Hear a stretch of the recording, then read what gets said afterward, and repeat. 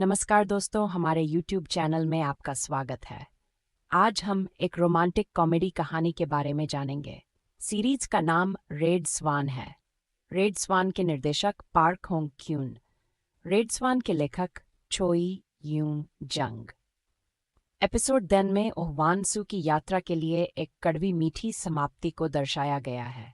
हालांकि इस प्रक्रिया में उसने अपने करीबी लोगों को खो दिया, फिर भी वह अपने नाउ फाउंडेशन को बचाने में सक्षम थी।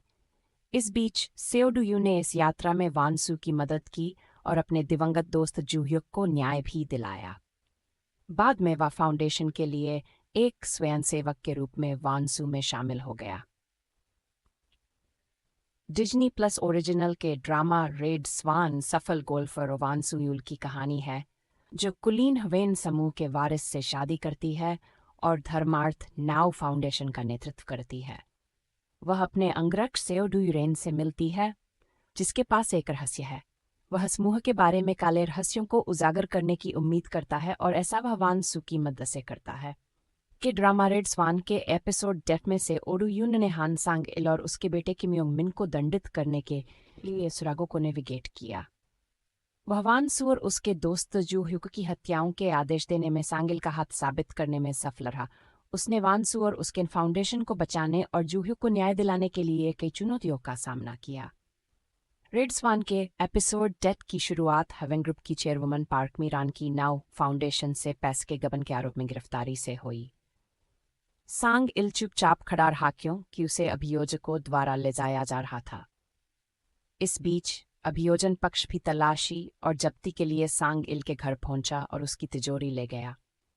इससे पहले डुयून ने वानसू के दिवंगत भाई और ह्यूनसू द्वारा दिए गए सांग इल के खिलाफ सबूत छिपाए थे। ली जिन्या के वन के साथ अपनी लड़ाई के दौरान डुयून को एहसास हुआ कि वह वही थी जिसने सांग इल के आदेश पर जूह्युक और ह्यूनसू पर हमला किया था। आखिरकार उसे गिरफ्तार कर लिया गया। दूसरी ओर सांगिल ने मीरान को धमकी दी कि वह वानसू की हत्याओं की साजिश रचने का दोष अपने ऊपर ले ले, अन्यथा वह उसके रहस्यों को सार्वजनिक रूप से उजागर कर देगा। उसने धमकी दी कि वह सार्वजनिक रूप से बताएगा कि उसका उसके साथ कैसे संबंध था और कैसे उनके बेटे किम योंग मिन ने दिवंगत चेयरमैन किम डुओ की हत्या की।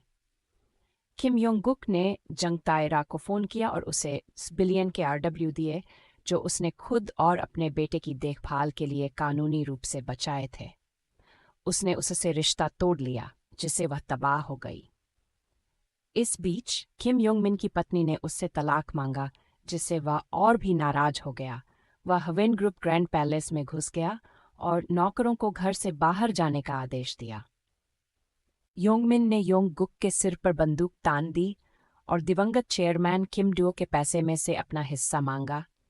सांगिल के आने के बाद योंग गुक ने योंग मिन को पिता पुत्र की जोड़ी में समानताओं के बारे में बताया। सांगिल ने योंग मिन से बंदूक सौंपने के लिए कहा ताकि वह योंग गुक को मार सके। जब सांगिक और योंग गुक के बीच लड़ाई हुई तो योंग मिन ने बंदूक ले ली और योंग गुक को 2 बार गोली मार दी। इस बीच हत्या का गवाह वानसू चिल्लाया। आखिरकार योंग गुक अपनी पत्नी वानसू की बाहों में मर गया, जबकि उसने आखिरी बार उसके लिए अपने प्यार को कबूल किया। सांगिल ने वानसू पर दोष मढ़ने की उम्मीद में पुलिस को बुलाया। पुलिस के आने पर योंग गुक छिप गया। वहां डुयून भी आ गया। जैसे ही वानसू और सांगिल को पुलिस स्टेशन ले जाया गया, डुयून को पता चला कि योंग मिन अपराधी था। नौकरों की मदद से उसने योंग मिन को घर के अंदर छिपा हुआ पाया। डोयून ने योंग मिन को पुलिस के हवाले कर दिया और वानसू को जेल से भागने में मदद की। वानसू के साथ बातचीत में डोयून ने खुलासा किया कि उसने ओ ह्यूनसू द्वारा सांगिल को बहीखाते सौंपने का एक वीडियो रिकॉर्ड किया था। इसका मतलब केवल यह हो सकता है कि सांगिल ने बहीखाते अभियोजन पक्ष को सौंपे और K1 को आदेश भी दिए। जैसे ही सांगिल ने हवेन ग्रुप में CEO की सीट संभाली, डोयून ने उसके कार्यों के बारे में उससे पूछा। डोयून ने खुलासा किया कि अभियोजन पक्ष को बहीखाते सौंपने के कारण सांगिल की जान चली गई।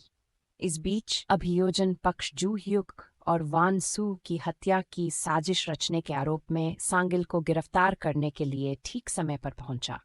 अपना मिशन पूरा करने के बाद वानसू की सुरक्षा भंग कर दी गई और डोयून ने उसके अंगरक्षक के रूप में इस्तीफा दे दिया। जाने से पहले उसने वान सू को गले लगाया और उससे खुश रहने के लिए कहा। रेड स्वान के ड्रामा के अंत में अध्यक्ष पार्क मीरान ने हुवेन ग्रुप की बागडोर निदेशक मंडल द्वारा वोट द्वारा चुने गए व्यक्ति को सौंप दी। उन्होंने ये भी आदेश दिया कि दिवंगत अध्यक्ष किम डो के फंड को न्याओ फाउंडेशन को दिया जाए। बाद में मीरान ने योंग मिन से भी मुलाकात की और बताया कि कैसे सांग इल ने उसे चारा के रूप में इस्तेमाल करके उसे ब्लैकमेल किया।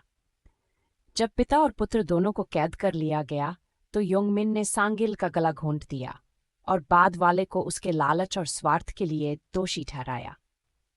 एपिसोड के अंत तक वान सू ने डोयून से मुलाकात करते हुए समाज की बेहतरी की दिशा में काम करना शुरू कर दिया, जिसने संगठन के लिए स्वयंसेवक बनने का फैसला किया। ये देखते हुए कि सभी किरदारों ने अपने अपने अंत को प्राप्त कर लिया है, ये बहुत कम संभावना है कि ड्रामा का सीजन 2 होगा। तो दोस्तों, अगर ये वीडियो दिलचस्प है तो हमारे YouTube चैनल को सब्सक्राइब करें और अधिक अपडेट के लिए बेल आइकन क्लिक करें।